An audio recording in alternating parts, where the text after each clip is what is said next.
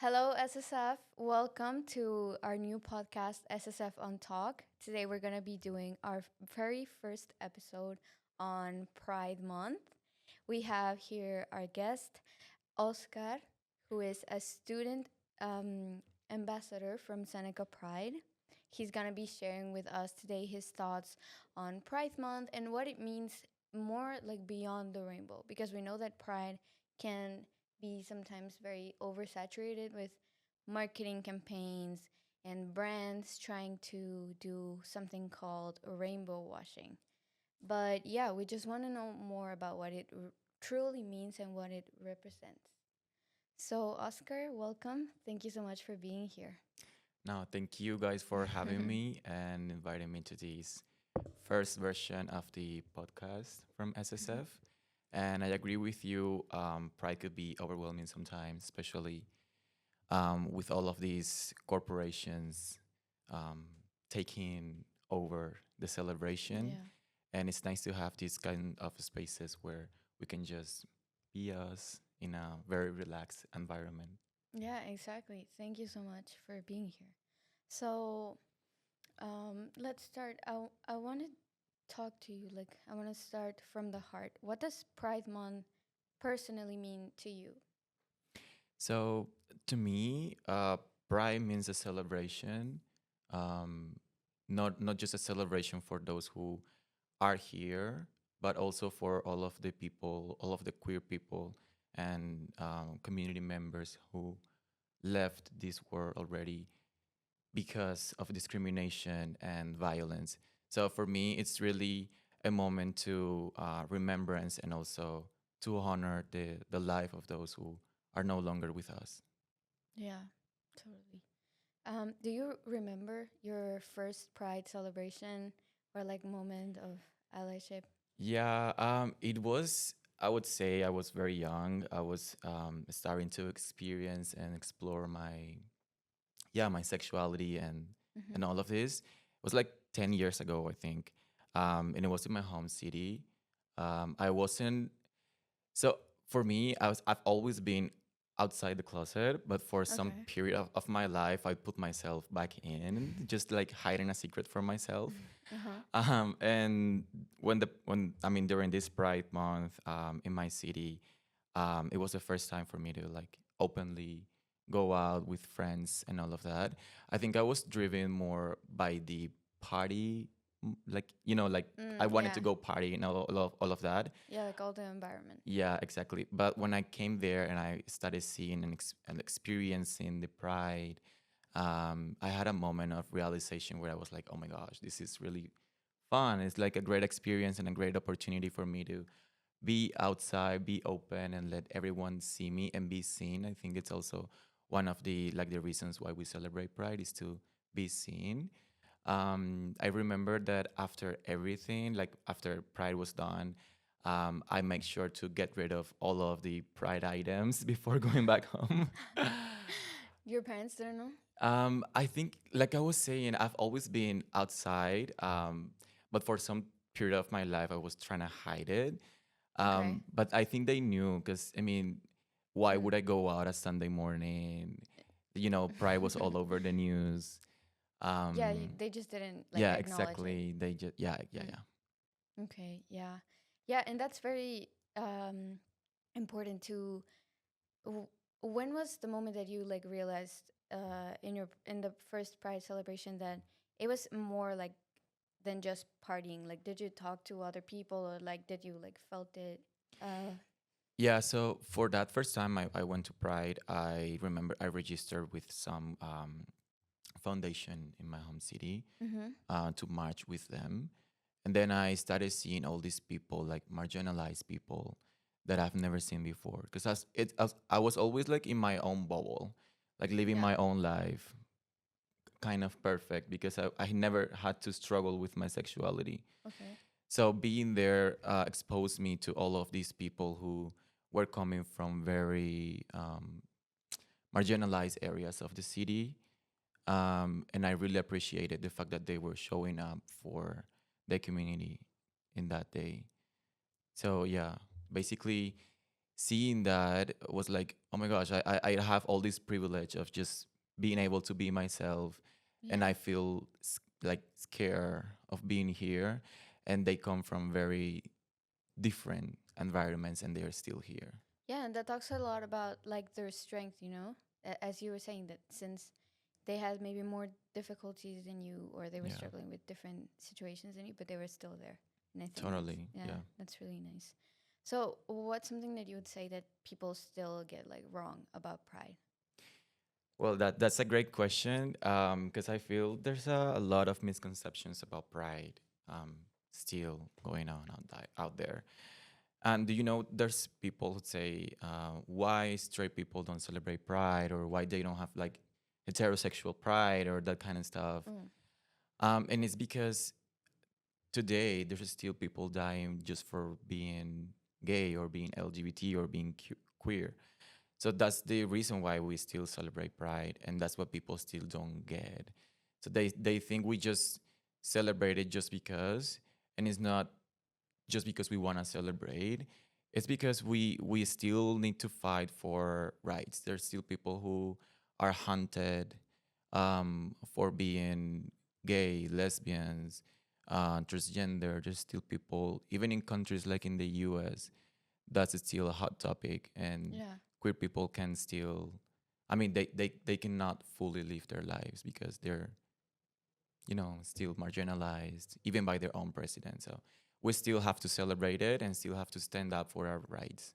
Yeah, exactly. Like pride is an opportunity to, as you were saying, like see and like actually visualize all of these people that are going through that kind of situations. Yeah.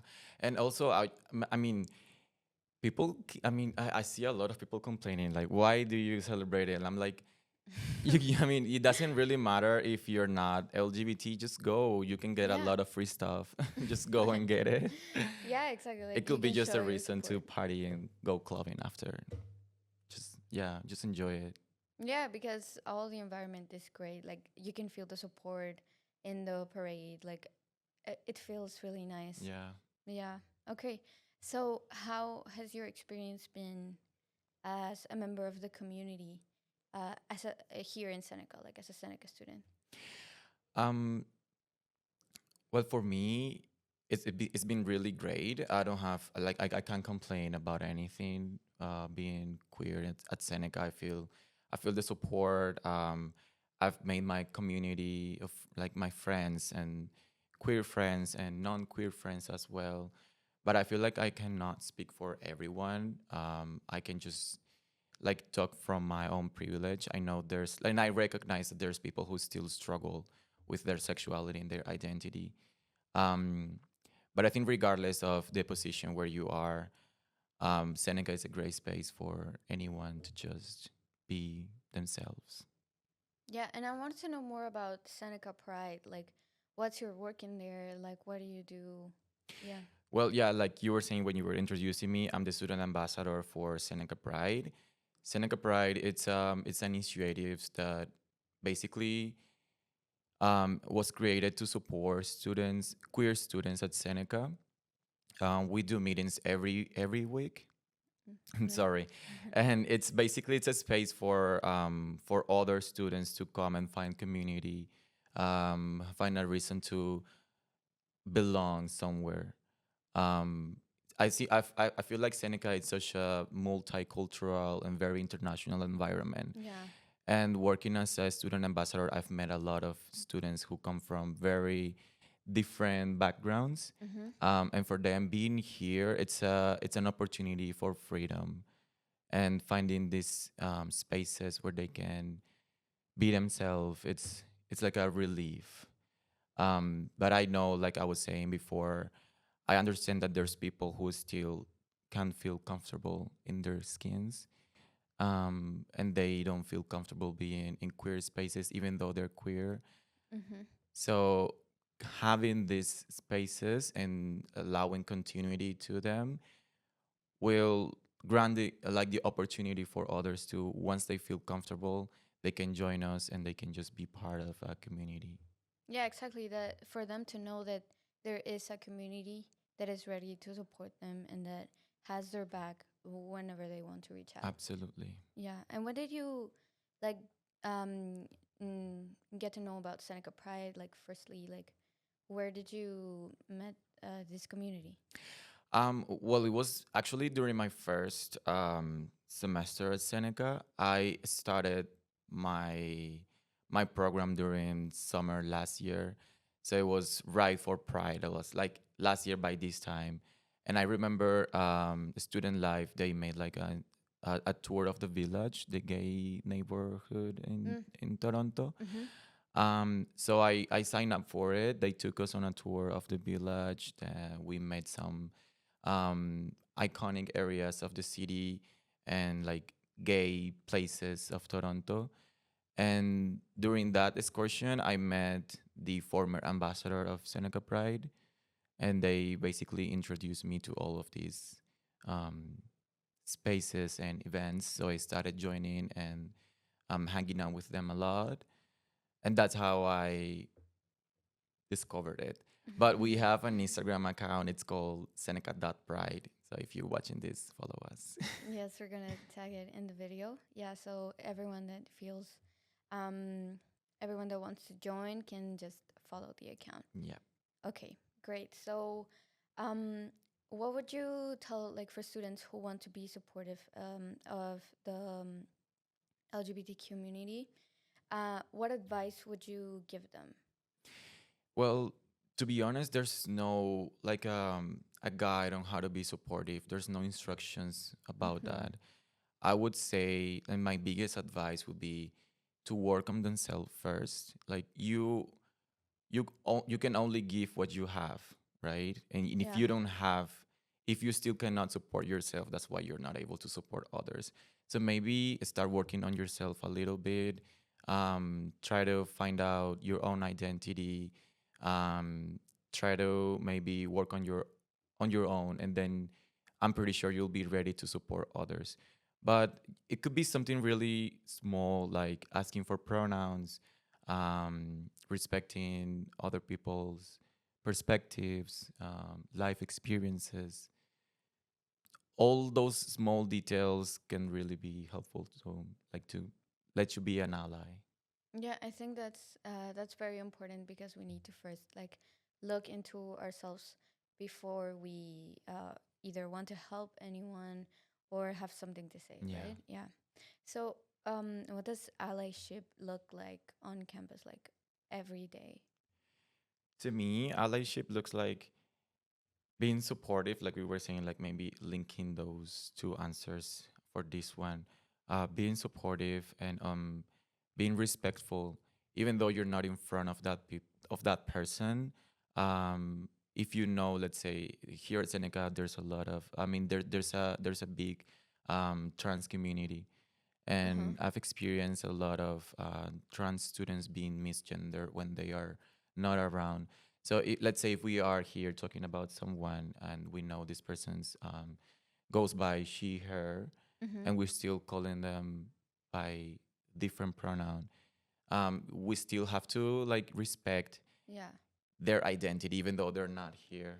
Yeah, that's a big one because people sometimes just are careful when the person is around Yeah, and not when um, they're not, right. So I think we need to take that into account because I know sometimes it may be hard, but we need to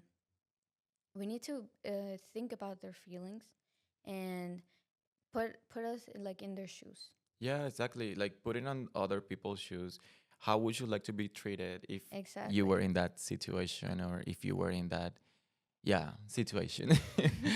Like just treat others the way you want to be treated. And like I was saying, work on yourself.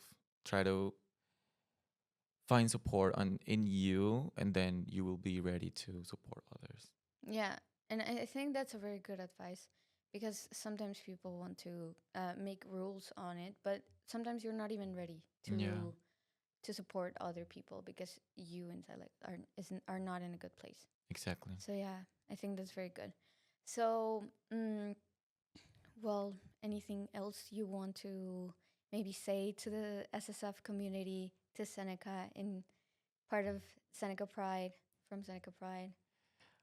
Sure. I would just like to say this was a great chance for us queer students to be seen at Seneca. It's great that during the Pride Month there's all of these activities and initiatives, but it will be also great to keep celebrating um, different times throughout the year, like the Trans Week of Remembrance, Bisexual Day. So SSF could be also involved in all of those celebrations, not just Pride Month. Yeah. Yeah, because sometimes it feels like, okay, Pride's over, go back to your box, see you next year. No, yeah, I totally get it. Like when it's June, everyone just starts Pride, and you see the rainbow logos and everything. But after June, everything's gone, Yeah. and it feels like it was just words, you know? Yeah, yeah, yeah. And also I want to say, because I was thinking this before coming here, Uh huh. Pride is like Christmas. It doesn't really matter if you are LGBT or not. It's just a moment. Like it's an excuse to celebrate and you know have some fun and enjoy the time. Yeah. So yeah, it doesn't really matter whether you are or you're not. Just come celebrate with us. Be respectful. Be kind and join the celebration. I like that analogy. Well, thank you so much, Oscar. And thank you, everyone, for watching. I hope you enjoyed. And happy Pride Month, everyone. We'll see you on next episode. Thank Thank you. you.